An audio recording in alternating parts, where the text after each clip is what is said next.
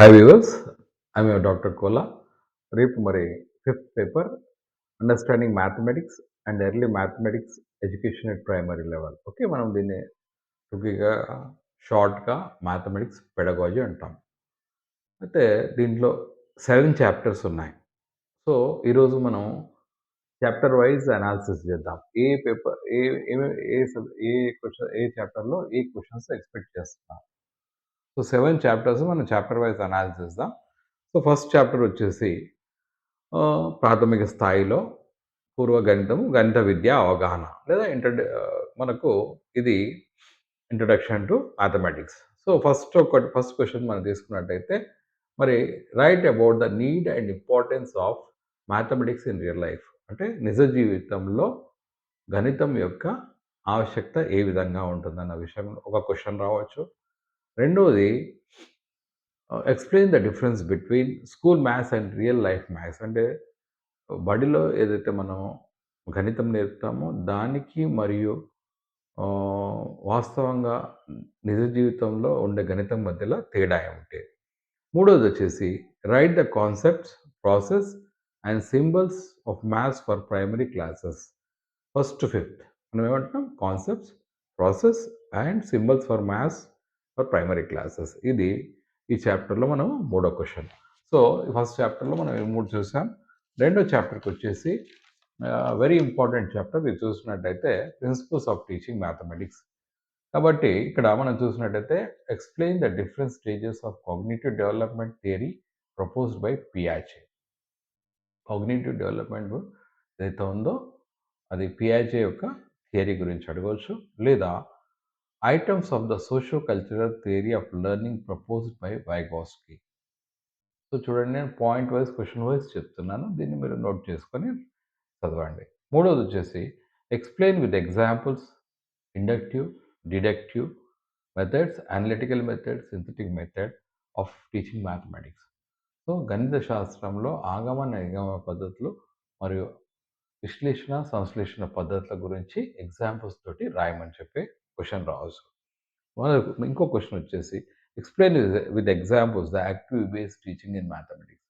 కృత్యాధార పద్ధతిలో మ్యాథమెటిక్స్ని ఎలా బోధిస్తాము, లేదా లాబొరేటరీ మెథడ్. ఈ క్వశ్చన్స్ మనము సెకండ్ చాప్టర్ నుంచి ఎక్స్పెక్ట్ చేయొచ్చు. అదేవిధంగా మనం చూసినట్టయితే ఆగమన నిగమన పద్ధతి ద్వారా లేదా విశ్లేషణ సంశ్లేషణ పద్ధతి ద్వారా కూడా బోధన ఏది జరుగుతుందో దాని అడ్వాంటేజెస్, డిసడ్వాంటేజెస్ కూడా మనకు అడగడానికి అవకాశం ఉంటుంది. ఇది రెండో చాప్టర్. మూడో చాప్టర్ వచ్చేసేసి నంబర్ అండ్ ప్రాసెస్, లెక్కించడము, అదేవిధంగా ప్రక్రియ. అయితే ఇక్కడ మనం right the maths language, science and symbols. గణిత శాస్త్రం యొక్క భాష, అదేవిధంగా సైన్స్, సింబల్స్. రెండో క్వశ్చన్ వచ్చేసి చతుర్విధ ప్రక్రియ గురించి అడగవచ్చు. Explain how the basic 4 operations are inbuilt in the numbers. ఏ విధంగా ఈ చతుర్విధ ప్రక్రియ ఇన్‌బిల్ట్ ఇన్ నంబర్స్ అన్నాడు. మూడోది వచ్చేసి right the rules of Roman numbers. ఈ 3 క్వశ్చన్స్ మనం ఎక్స్పెక్ట్ చేయొచ్చు థర్డ్ చాప్టర్ నుంచి. ఫోర్త్ వచ్చేసి జామెట్రీ లేదా జామెట్రిక్ ఫిగర్స్. దీంట్లో what is geometry? Explain the different shapes and their types of that we see in our real life. Okay. రెండో question వచ్చేసి 2D pictures, అదేవిధంగా 3D పిక్చర్స్. ఇది వచ్చేసి మనం ఫోర్త్ చాప్టర్.